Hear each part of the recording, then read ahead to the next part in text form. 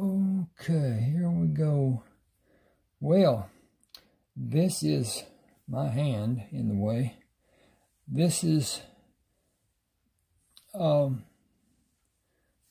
to be I don't know what here, I don't have much time evidently.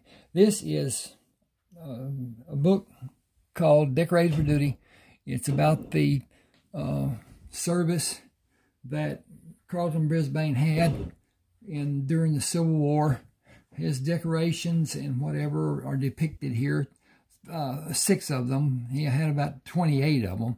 And awards and other things that he got from the time that he was on the battlefield and during the time that he was in clinics working on soldiers that were wounded and whatever. You can find this on Smashwords. Smashwords.com. Go there. It will ask you to become a member by giving your see if this helps if I turn this off. Sure would help me. No. Well, I can't tell. I have to get up here and look at this thing. Yes, that's looking pretty good. Okay, hope the light keeps going. Now, go to Smashwords, sign up for a membership, give your name and email number. That's all there is to it. Email address. The book will be sent when you purchase to your email address. It will also go into your library, personal library, on your Smashwords page. If you ever lose it, you just go to Smashwords, go to your Smashwords page, download the book you've already purchased because you did purchase it, and shouldn't have a problem with doing that. This tells me that I only have 19 minutes on this phone to record, and it will shut off. And I don't understand exactly why. Maybe it's not charged. I think it's charged. At any rate, this begins with the Civil War, just before he received his last allowed wound, because the soldiers were not allowed, after they received a certain notoriety and wound count. And he got there, and he was furloughed out. He was not discharged because he was an officer at the time. He had worked his way up through the ranks and became an officer, and was a favorite of General Grant's. And though General Grant was a lot of things, he was an extremely powerful person, entity, whatever you want to call it, as far as the government of the United States. He was the deciding factor in the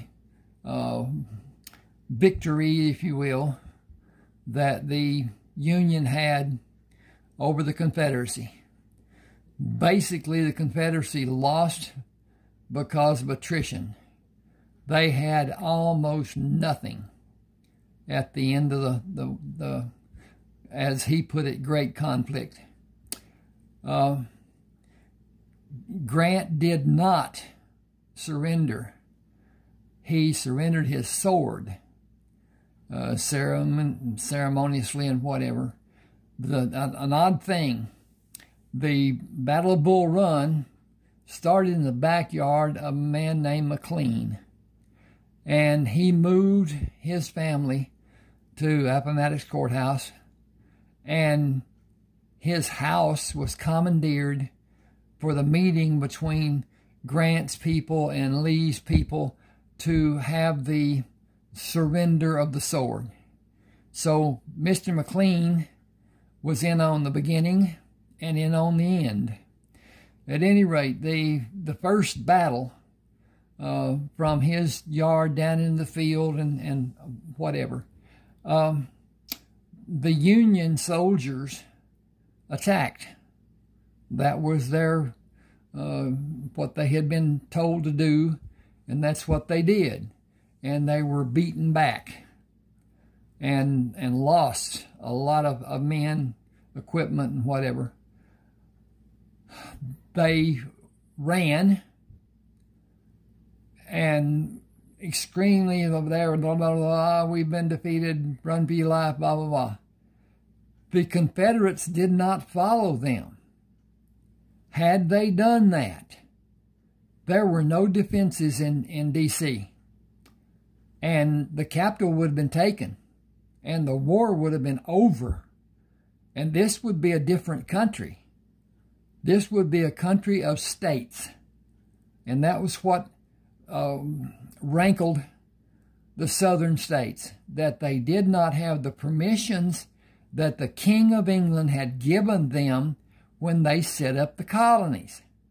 And it wasn't recognized by different people, the Congress for one thing, and Abraham Lincoln. Lincoln wanted the South to be motorized, mechanized like the North was. He wanted production. He wanted to build the country with the economy that production brought. Steel, all kinds of production that was done in the North that was not done in the South. The South was an agricultural society, and farms, cattle, food was what was produced, and they wanted to have the right to say yea or nay about what was done to their states when it was what the King of England had said would happen. It would be that way, and blah blah blah. At the end of the War of 1812. There's another thing, but at any rate, Carleton and 6 men. He was supposed to have 5. He took 6, and then he had one that was supposed to be a civilian that was actually a soldier that had come to attempt to kill him. And I got lighting problem. Can't do this. Well, beans. At any rate, he left Ohio with supplies, and can you see that? Is that okay? That's okay. All right, that's okay. These are running out of battery, so there went that picture. I'll put that back up there. Okay. And I had supplies, ammunition, rifles and guns in the wagons that General Grant had supplied for him, and left Ohio. He was born into what was called the Society of Friends. In other words, Quakers. And he was shunned because he took up arms against his fellow men, which was against their principles totally. That's as crooked as it can be, isn't it? Wow. But let's just turn this just a bit and see if we can. Yeah, that's better. Okay. At any rate, he could not go home. They would not allow him back in the society. He was shunned. And with that, no one could speak to him. He could not go to meeting. He could not be amongst. So he took himself and his people, the men with him, out of Ohio and into Indiana and into Illinois, and then Iowa and Nebraska.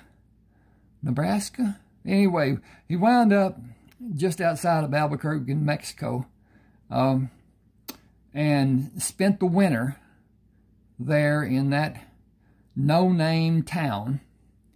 And then the next spring went on to California to stay away from the mountains. Crossed, did not go up mountain, and there was a trading post. You could go around what was the precipice and whatever of the mountain, Needles, and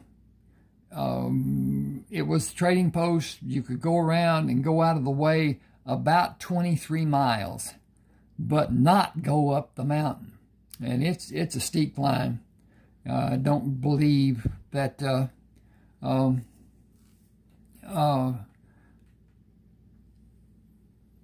it was like it is today, or like it used to be today, whatever today represents. I can't think of the name of the doggone trading post, Dawes or whatever. Anyway, went on to California, and then north in California up into Oregon. Went to Pendleton, bought supplies and stuff, crossed over the river, and Umatilla River, and went down to what was Umatilla Landing, and surveyed land, and went to the clerk there, and homestead and land grants and whatever, and built a large farm, ranch, and went on to what was then Washington Territory to visit with some of his wife's people, the Nez Perce Indians, and brought horses, the Appaloosa, down to his farm, and about 54 Nez Perce Indians. And it goes on with how they fared, what they did. Each of them was rich. They had gold that was taken from Washington that was almost pure. And several of them had over 100 pounds of gold. And at that time, it was selling for the almost same price that it is now, as far as $20.67 or thereabout. And so they were rich, but they had no way to do anything with the money. Even if they had money, as Indians, they couldn't spend it. They were not welcome in America. The Native Americans were not welcome in America. And so, at any rate, he thought he lost his best friend, Rayford Coleman, during the last battle they had together. When Rayford was wounded, he thought he was killed because he had a headdress holder that the Indians used to put the great big war bonnets and hold them in place, keep them on their head and whatever. He had one of those, and a bullet ripped into it and wounded him, but did not kill in the effect that it might have done had it not been stopped by all the layers of leather. And there were layers and layers of leather. But he spent some time in the hospital. He had a contingent of men that were guarding him, ordered by General Grant.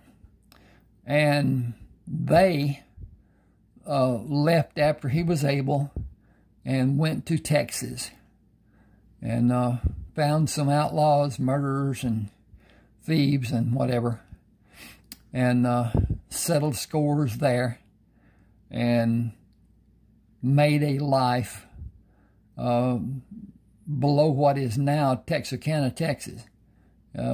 Back then, it was Mexico. This was before Santa Anna was defeated by Houston, and Texas had its so-called independence. It did not have independence for some time because Spain said Santa Anna did not have the authority to give up that amount of land. And anyway, it was from the Rio Grande up. Did not include the what we call the rooster nose sticking out by New Mexico. And yeah, I don't know all the stuff that went on. There was a portion of it that is now the panhandle of Oklahoma that was a part of Texas, and it was, I don't know what happened. They decided that Oklahoma would have this line and whatever, and Texas would have this line, and they weren't together. I don't know what it is, 87 miles or something like that. Pretty barren at any rate. You can find these on Smashwords. I got a tickle in my throat. Go to Smashwords, as I said, become a member, get your book, get your books. I've got 30. And subscribe to my channel. I'm going to sneeze. I'm going to cut this off. Thank you for being with me. Please subscribe to my channel and click the like button. Maybe comment. Thank you.